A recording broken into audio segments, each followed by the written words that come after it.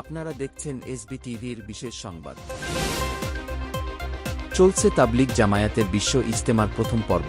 2 ফেব্রুয়ারি আনুমানিক সকাল 9টার দিকে অনুষ্ঠিত হবে আখেরি মোনাজাত। তিতুমির কলেজকে বিশ্ববিদ্যালয় করাসহ 7 দফা দাবিতে বাঁশের ব্যারিকেড দিয়ে সড়ক অবরোধ ও অনশন, ভোগান্তি মানুষের।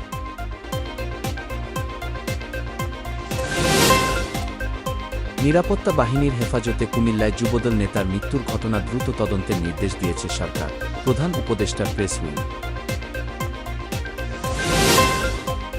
ডোনাল্ড ট্রাম্পের শুল্ক আরোপের বিরুদ্ধে জোরালো কিন্তু যুক্তিসঙ্গত পদক্ষেপ গ্রহণ করার হুঁশিয়ারি ট্রুডোর।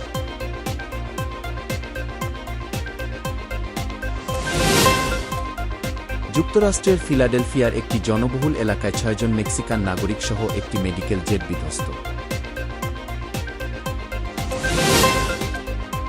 গাজায় যুদ্ধবিরতি ও বন্দিবিনিময় চুক্তির আওতায় আরও 3 ইসরায়েলি জিম্মিকে মুক্তি দিয়েছে ফিলিস্তিনের স্বাধীনতাকামী সংগঠন হামাস।